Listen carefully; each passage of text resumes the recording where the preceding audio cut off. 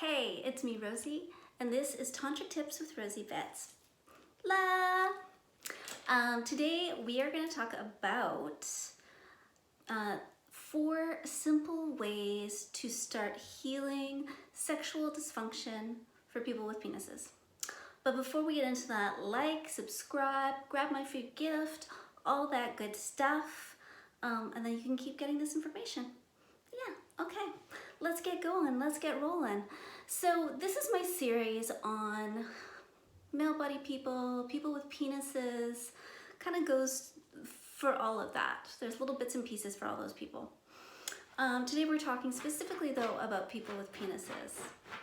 You can hear that scratching, that's my dog making a nest in my carpet. So the joys of filming your YouTube from your home. Let's just do what you gotta do.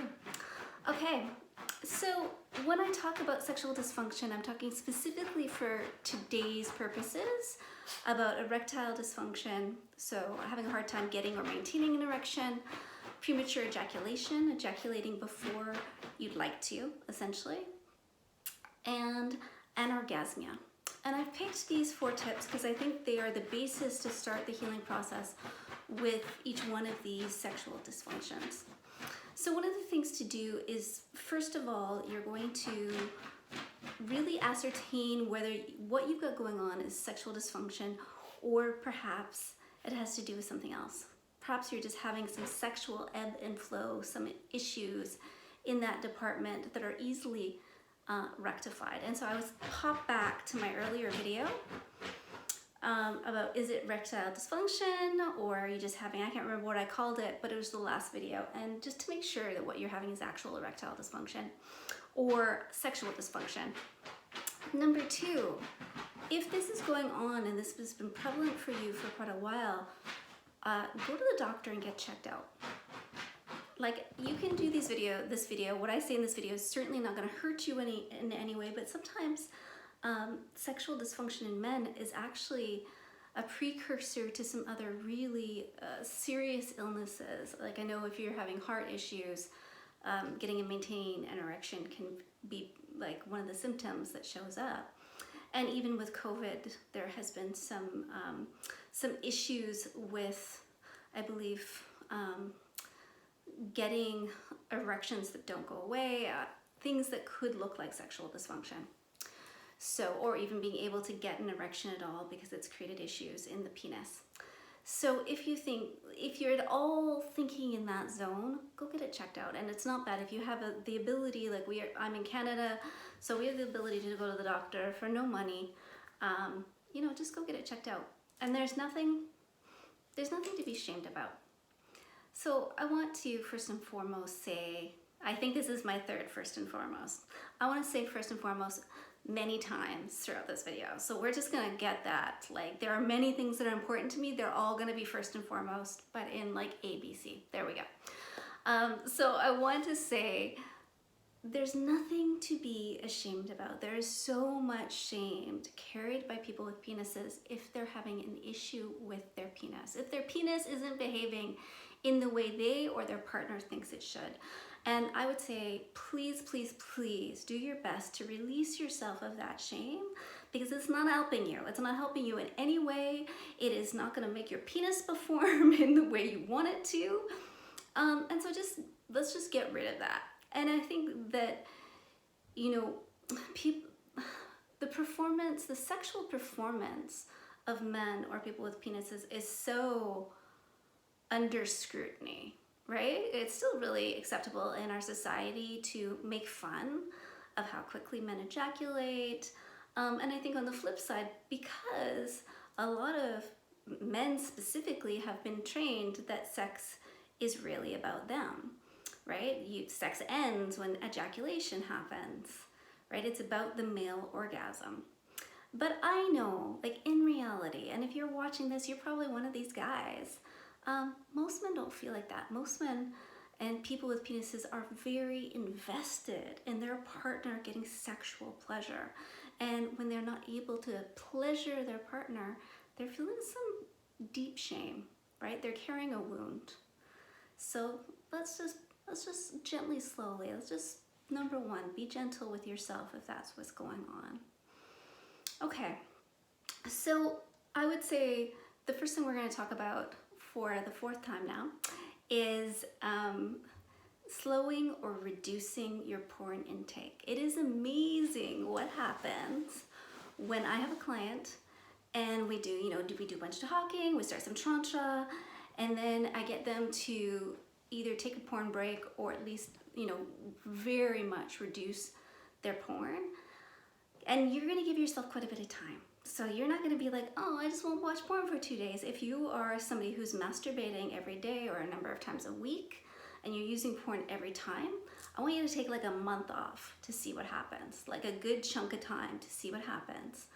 And just, start masturbating without the porn and just start to see what happens in your masturbation practice, and then see what happens when you make love and what sort of differences are going on.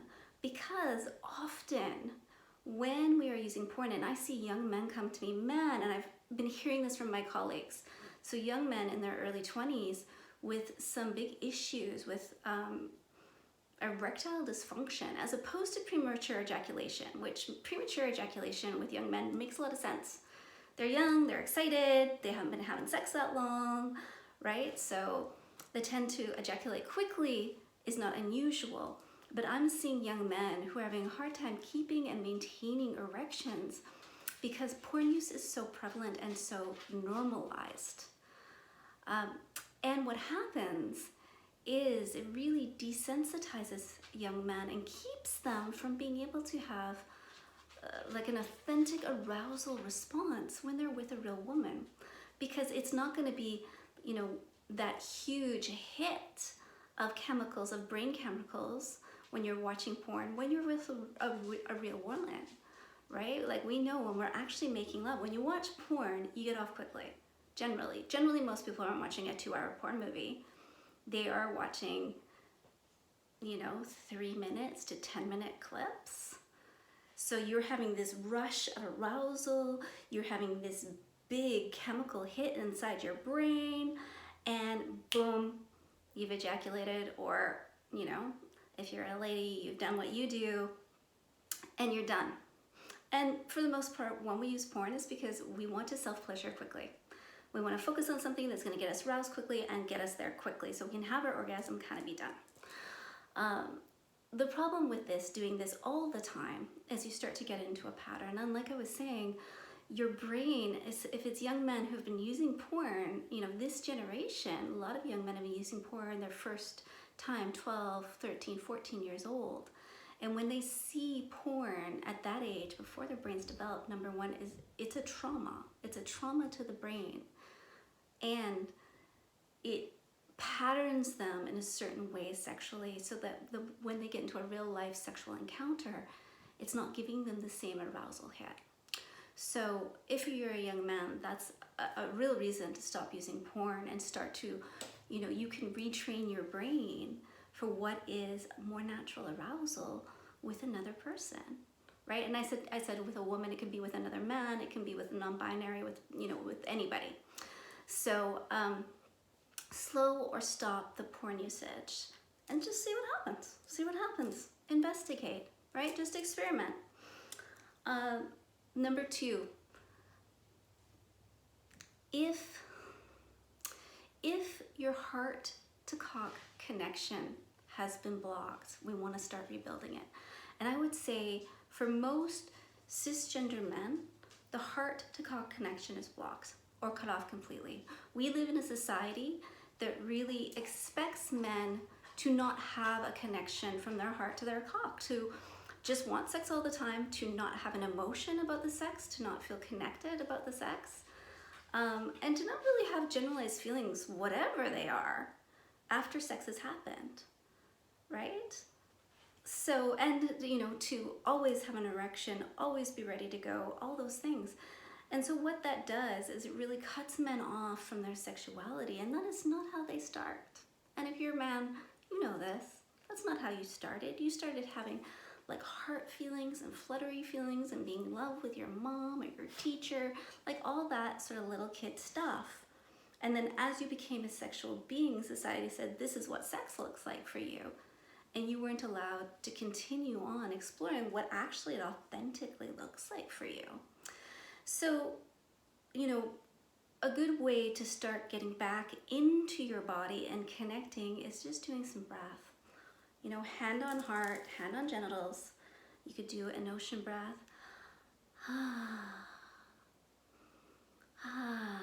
So a deep open mouth breath with some sound. You can look up on YouTube many deep breathing techniques, but I want your hand on your heart and your hand on your cock. And you're bringing that through line back.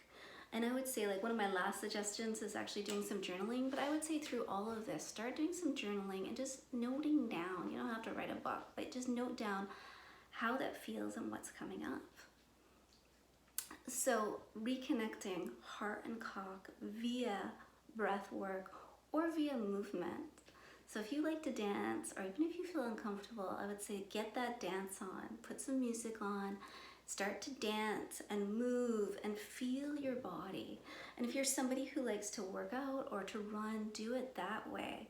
But be conscious, like take the podcast out or whatever you do, and instead be really consciously in your body, noticing how everything feels.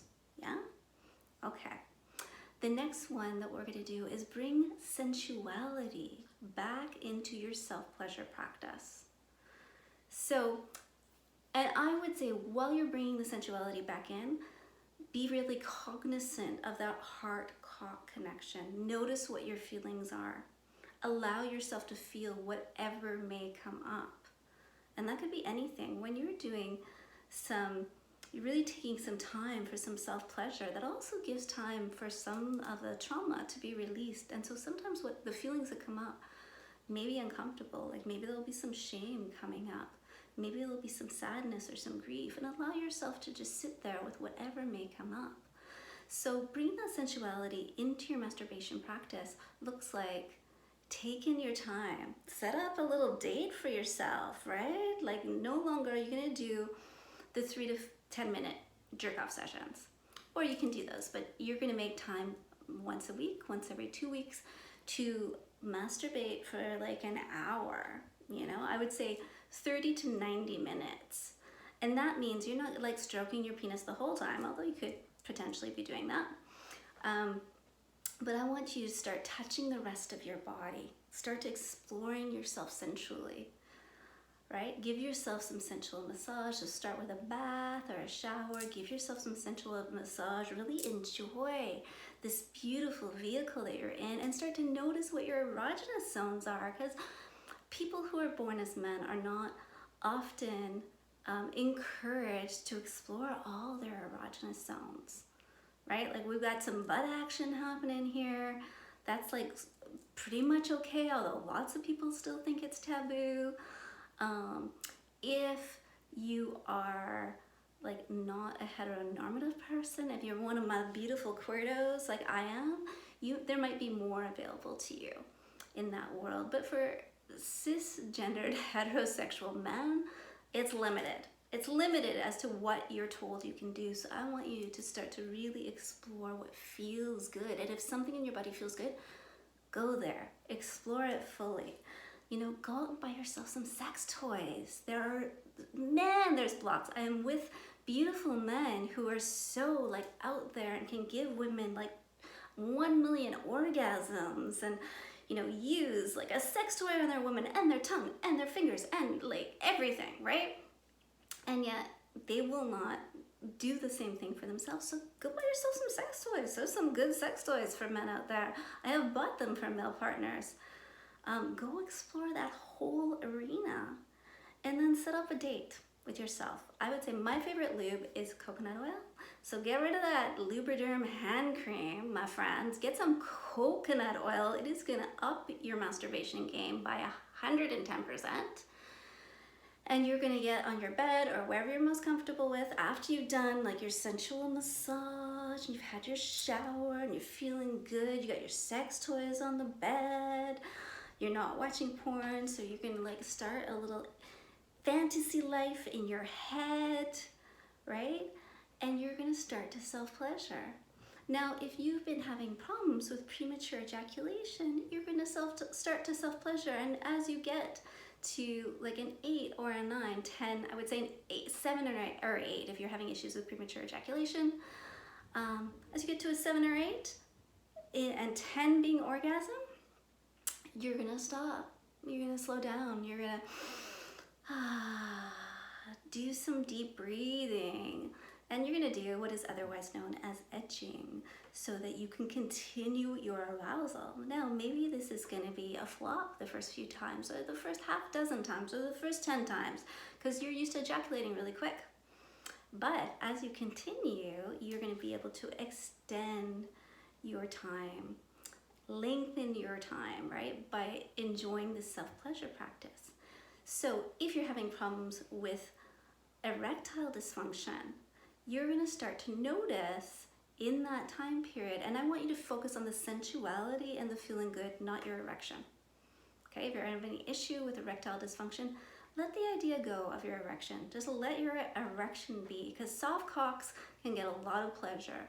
So I want you to just freely, without worrying about an erection, start to just pleasure your soft cock and see what happens, and see over that time limit, 30 to 90 minutes, what happens with your erection. Is there an ebb and flow, right? Does that erection come back? And for anorgasmia, you're going to kind of do the opposite. So you're going to pleasure and enjoy, but if there's a time where you can feel a release, and you're going to notice that you're really going to be releasing. I don't want you to be holding tension to keep that erection hard, or pushing when you're feeling that hard erection. I want you instead to be like breathing into your erection and allowing that energy to flow back and forth from your erection into your body, feeling that erection but allowing it to flow. And if you feel like you're ready to ejaculate or have an orgasm, if you're purposefully semen retaining or have an orgasm, then you're going to relax into that orgasm when it comes. Okay, so bring in sensuality back in. And then the last one is taking a look at your trauma. Yikes! We all have trauma. We all do. It's just you can't really be a human without having trauma. And from a tantric standpoint, that trauma is going to be stored in your genitals. So it's going to show up as sexual dysfunction, among other things. So you're going to start to explore what your trauma is. And a lot of times, you know, people who were born as men, or people who have penises, I got a lot of trauma stored in those penises. You know, if you've been circumcised, that's a huge physical and psychological, and I would say spiritual trauma.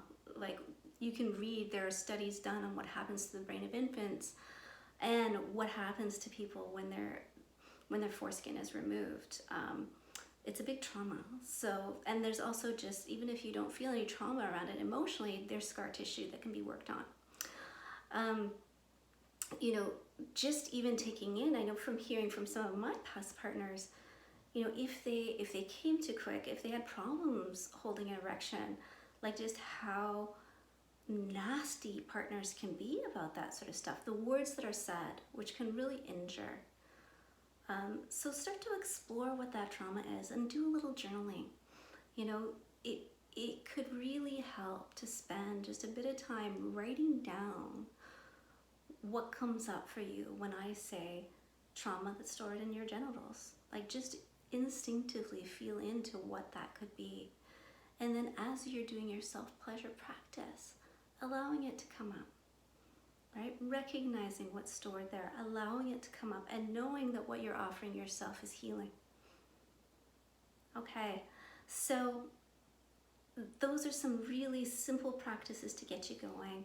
If you want to move further on this, I would say, you know, for trauma, you can see, you know, depending what your trauma is, if you're finding that there's a lot coming up, go see a counselor, because we don't have to suffer anymore. We have all these beautiful mental health resources available to us. Most of us in North America can access at least a little bit of free counseling if we need to. So don't suffer alone, right? See a counselor. If you're having issues with the rest of these things, and these little steps don't start to alleviate it, because maybe you need to work more deeply. A lot of times when men start doing these things, or people with penises start to do these little steps I'm talking about, things start to alleviate on their own. But if you're having a challenge, look for somebody like me. Like, find a tantrika, find a sexologist. Authentic Tantra has a list of all of their practitioners, so lots of practitioners all over North America that you can go see, and they give amazing work. That's the modality that I'm trained in. You know, go and see someone, because you don't need to suffer. Like, you do not need to be holding on to this anymore, and you can have exactly the sexual life you want to have, and you deserve to have. You deserve to have pleasure. You deserve to feel connected from your heart to your cock. Yeah. Okay, my loves, that's it for today, depending on where you are. I wish you well. I'm sending you so much love. Until next time.